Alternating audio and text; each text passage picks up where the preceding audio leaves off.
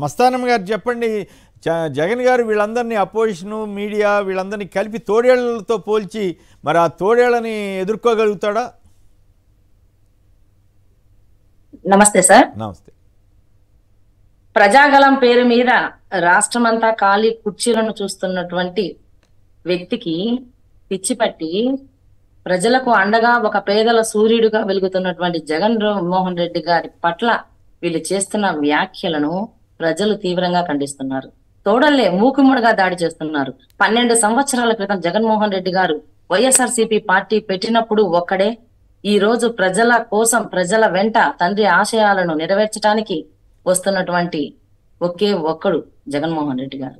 వీళ్ళందరూ అధికారం కోసం, అధికారంలో ఉన్నప్పుడు ఒకరినొకరు తిట్టుకుంటారు, అధికారం కోసం ఒకరితో ఒకరు చేయగలుగుతారు. ప్రజలన్నీ కూడా చూస్తున్నారు. ఖచ్చితంగా వీళ్ళందరూ కూడా తోడేళ్లు ఎలా అయితే ముందుకు వస్తాయో, వాళ్ళు ఏదైతే అనుకుంటున్నారో అది చేయాలి అని వస్తున్నారు. ఆ ఆటలన్నీ కూడా ఈ రోజు ఆంధ్రప్రదేశ్ లో సాగవు అని సిద్ధం సభలు ప్రతి క్షణం నిరూపిస్తూ ఉన్నాయి. ప్రజాగలం పేరు మీద మీటింగులు పెడుతూ ఉన్నారు, కానీ అది ప్రజల గలం కాదండి. నిజంగా ప్రజాగలం ఏంటి అన్నది సిద్ధం సభలకు వచ్చి ప్రజల యొక్క మనోభావాన్ని తెలుసుకున్న నాడు ప్రజాగలం ఏంటో తెలుస్తుంది. ఈ రోజు మనం చూసాం వైజాగ్ లో పారిశ్రామిక సమ్మిట్ జరిగినప్పుడు లక్షల కోట్ల పెట్టుబడులను ఆంధ్రప్రదేశ్ కు ఆహ్వానించినటువంటి ఘనత వైఎస్ జగన్మోహన్ రెడ్డి గారిది. ఈ రోజు ఆయన నడుస్తున్నాడు, ఆయన వెంట అశేషమైన ప్రజా జనం రోడ్ల పైన సభలలో వైకాపా జెండాను పట్టుకొని నడుస్తున్నారు అంటే అది నిజంగా జగన్మోహన్ రెడ్డి గారు ప్రజల హృదయాలలో, పేదల హృదయాలలో తను ఏర్పరచుకున్నటువంటి స్థానం అంత గొప్పది. ఈ రోజు మనం చూసినట్లయితే గతంలో ఎన్నో ప్రభుత్వాలు వచ్చాయి, ఎన్నో పార్టీలు వచ్చాయి, ఎన్నో మేనిఫెస్టోలను రిలీజ్ చేశారు.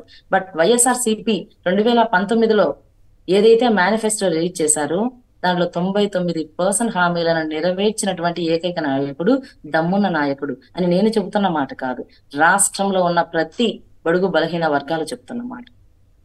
ఈరోజు 99% మేనిఫెస్టోలను అమలు చేయటమే కాకుండా మీ కుటుంబానికి ఏదైనా మంచి జరిగి ఉంది అని మీరు నమ్మినట్లయితే నాకు అండగా నిలబడండి అన్నది రాష్ట్ర దేశ రాజకీయాలలో ఏనాడైనా ఏ నాయకుడైనా ఇంత గొప్పగా ఇంత ధైర్యంతో చెప్పినటువంటి నాయకుడు ఉన్నాడా అని మా ప్రశ్న. కాబట్టి ప్రజలన్నీ చూస్తున్నారు. ప్రొద్దుటూరు సభ కానీ, నంద్యాల సభ కానీ వచ్చినటువంటి అశేష జనవాహినిని చూసి, జగనన్న సైన్యాన్ని చూసి ఏమి మాట్లాడాలో ఏమి చేయాలో అర్థం కాని పరిస్థితి ఈ రోజు ఎన్డీఏ కూటమిలో తలెత్తుతూ ఉంది. ముఖ్యంగా చంద్రబాబు నాయుడు గారు కానీ, పవన్ కళ్యాణ్ గారు కానీ, తర్వాత కాంగ్రెస్ పార్టీలు కానీ ఇవన్నీ ఎందుకు కలవవలసి వచ్చింది? ఒక వ్యక్తిని ఢీకొట్టడానికి, ఒక ఒక ఒక పేదల సూర్యుడిని ఓడించటానికి వీళ్ళందరూ ఏకమై వస్తున్నారా? తోడేలులాగా ఏకమై వస్తున్నారు. వాళ్ళు ఏ రోజైనా ఎన్నికల సమయాలలో ఆ పార్టీ గతంలో ఏం చేసింది, తర్వాత భవిష్యత్తులో ప్రజలకు అండగా ఎలా ఉంటాం, రాష్ట్రాన్ని ఎలా అభివృద్ధి పదంలో నడుపుతాము అన్న చర్చ ఎక్కడే కానీ లేదు. ఎక్కడ చూసినా కూడా ఈరోజు చంద్రబాబు నాయుడు గారి ముఖంలో ఒక భయం ఆయన్ను వెంటాడుతూ ఉంది. అదే జగన్మోహన్ రెడ్డి గారిని చూడండి. నిజంగా అబ్దుల్ కలాం ఒక మాట చెప్తారండి, సూర్యుడిలా ప్రకాశించాలంటే ముందు సూర్యుడిలాగా మండాలి అని చెప్తాడు ఆయన. నిజంగా పాదయాత్రలో, ప్రజా ప్రస్థానాన్ని, ఆయన ప్రజా సంకల్ప యాత్రలో 3648 కిలోమీటర్లు ఎర్రటి ఎండలో ఆ రోజు జగన్మోహన్ రెడ్డి గారు పేదల పక్షాన మండాడు కాబట్టే 2019లో పేదల సూర్యుడిగా గెలవగలిగాడు. ప్రజా సంకల్ప యాత్రలో ప్రజల యొక్క ప్రతి కష్టాన్ని ఆయన చూశారు. ఆ కష్టాలలో ఉన్న వాటన్నింటినీ కూడా మేనిఫెస్టో రూపంలో ఆయన 2019లో తీసుకొని వచ్చారు. ఆ ప్రజల యొక్క కోరికలను, ప్రజల యొక్క అభివృద్ధిని, ప్రజల యొక్క కష్టాన్ని నమ్మిన నాయకుడు కాబట్టి ఈరోజు మనం చూసాం, మన టీవీలలో చూస్తున్నాం, ప్రొద్దుటూరు ఇట్లా అంతా కూడా ఆయన బస్సు యాత్రలో వెళ్తూ ఉన్నప్పుడు ఒక వైఎస్ఆర్ పార్టీ ఒక కార్యకర్త అందామా, ఒక ప్రజలు ఆయన ద్వారా లబ్ధి కోరి ప్రజలు ఆయన బస్సు వెంట పరిగెత్తూ ఉన్నారు.